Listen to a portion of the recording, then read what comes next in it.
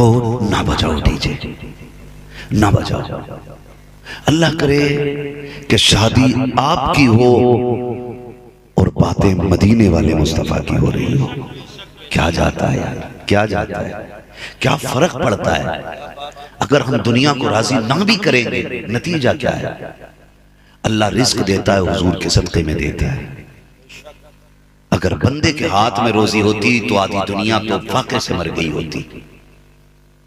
हमारा अकीदा तो यह है, खाते हैं तेरे दर का, पीते हैं तेरे दर का, पानी है तेरा पानी, दाना है तेरा दाना। सुभान अल्लाह। सारी अक्सर जवानों की आवाज मुझे आ रही है। हमने देखा बारात चलती है, दाढ़ी वाले डीजे के बीच में चल रहे हैं,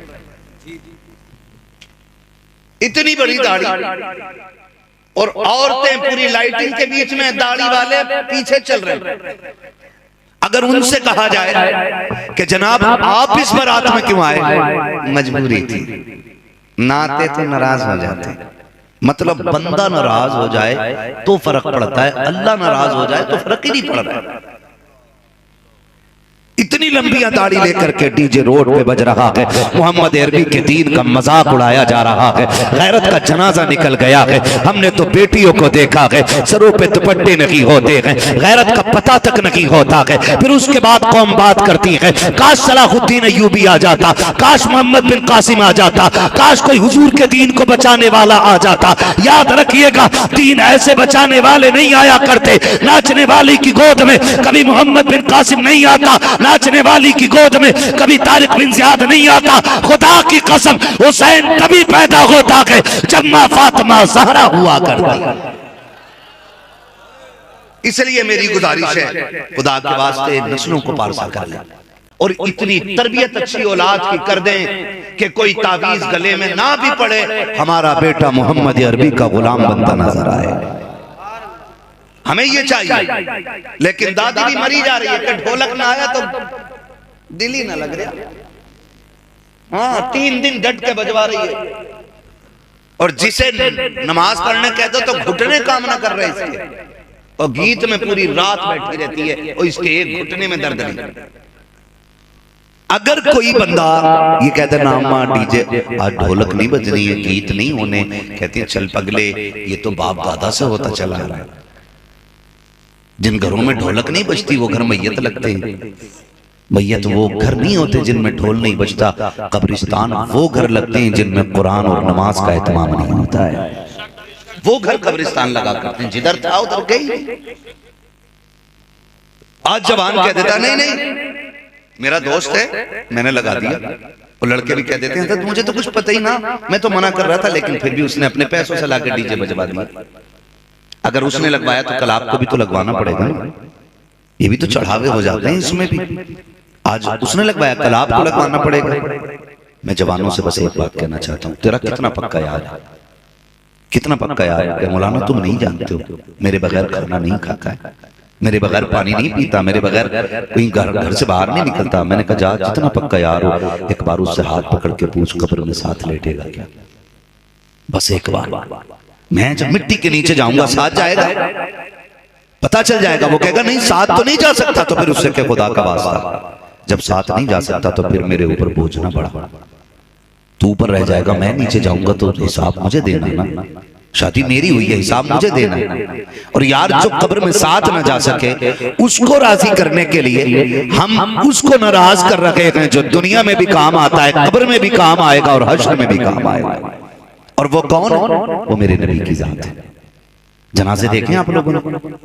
जनाजे हमने देखे, हम देखते हैं जनाजों को जब कब्र में उतारने की बारी आती है। 18 मई जून का मौसम, कितने पक्के पक्के यार दिखाऊंगा जो एक दांत कटी रोटी खाने वाले थे, जो एक दूसरे से मोहब्बत के दावे करने वाले थे। दम निकलने की देर होती है, हाथ लगा के चेक कर रहे हैं बॉडी की कंडीशन क्या है। अगर कंडीशन अच्छी नहीं, कहते जल्दी कफन पहनाओ, जल्दी से तैयार करो, जल्दी लेके चलो। हम पूछना चाहते हैं ये यार जो कहते थे तेरे बगैर जी नहीं लगता, आज ये तुझको बड़ी जल्दी कर रहे हैं कब्रिस्तान ले जाने की, जिनकी यारी पे तुमने रब रसूल को नाराज किया, जिनकी दोस्ती की खातिर तुमने अल्लाह रसूल से दुश्मनी मोल ली, इनकी हकीकत अगर ना जानता हो तो जान ले, तेरा दम निकलने की देर है, तेरे यार तेरे बदन के कपड़े उतारने के लिए तैयार नहीं होते हैं। आवाज दी जाती है कोई है जो इसके कपड़े उतारे जाए, इसकी शर्ट उतार दे, इसके कपड़े उतार दे। कहता नहीं जी डर लग रहा है, अब मैं इसको हाथ नहीं लगा सकता हूँ। जो तेरे कंधे पे हाथ रख के चलने वाले लोग थे, आज तुझे हाथ लगाते हुए डरने लग गए हैं। ये इनकी यारी की हकीकत है।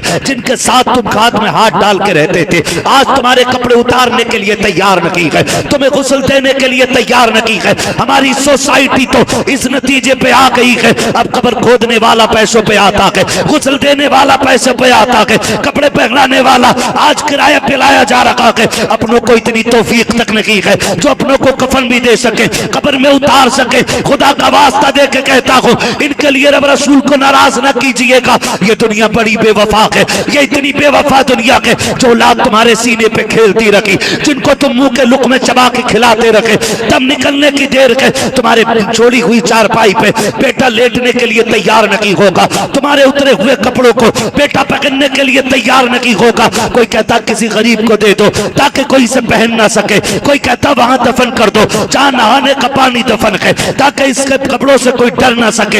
ये दुनिया बड़ी बेवफा है। हद तो तब हो जाती है जब जनाजा लेके जाया जाता है, कब्रिस्तान के अंदर उतारने की बारी आती है, आवाज दी जाती है कोई जो उतारने के लिए आए, यार पीछे हट जाते हैं, दोस्त पीछे हट जाते हैं। क्यों? इस डर से कि कब्र में उतरते हुए डर लगता है। किसके डर रखे हो? ये तो वो है जो कहता था तेरे बगैर जी नहीं लगेगा, सारे पीछे हट के कहते हैं चाचा तुम उतर जाओ, ताऊ तुम उतर जाओ, दादा तुम उतर जाओ। ये के बाद तीसरे एक दूसरे को कहते हैं। आखिर में बड़ी उम्र के लोग कब्रों में उतरते हैं, फिर मुर्दे को उतारा जाता है, बड़ी तेजी से मिट्टी डाली जाती है। तारीख गवाह है कि जब गर्मी की शिद्दत होती है, बड़ी तेजी से मिट्टी डाल के कोई दरख्त का साया तलाश करता है, कोई पलट के घर की तरफ जाकर के खाने और पानी पे लग जाया करता है, कोई किसी का यारो मददगार नहीं होता है। जब आखिरी तख्ता लगता है, उस वक्त अंधेरे का आलम सोचने का मंजर है। जब आखिरी तख्ता लगाया जाता है, मिट्टी डाली जाती है, तेरे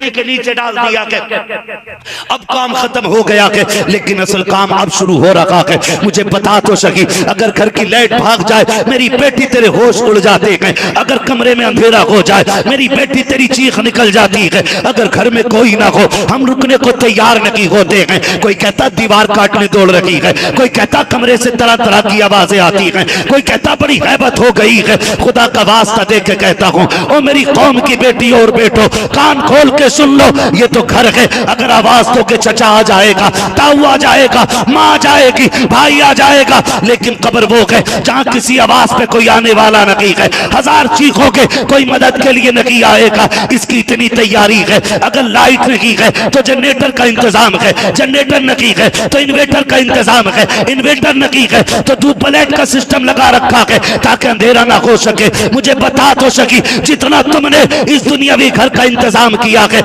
आखिरत का भी किया है कि नहीं? जब आखिरी तख्ता लगाया जाता है, अंधेरा होता है, दफन करने वाले लौट जाते हैं। कोई बिरयानी के लिए लड़ता है, कोई कोरमे के लिए लड़ता है, कोई प्लेट के लिए लड़ता है। बाहर आकर के सब लोग अपनी अपनी बातों में मस्त हो जाते हैं, लेकिन जिसे दफन करके आए हैं उसकी जिंदगी का आलम यह है कि कब्र में अंधेरा है, कोई यारो मददगार नहीं है। भला को ज़हरा के बाबा का कि जब वो आते हैं अंधेरे में उजाला हो जाता है और आके कहते दुख ना कर, तू दुनिया में मुझसे प्यार करता रहा, मैं कब्र में तेरी मदद के लिए बगैर बुलाए आ गया।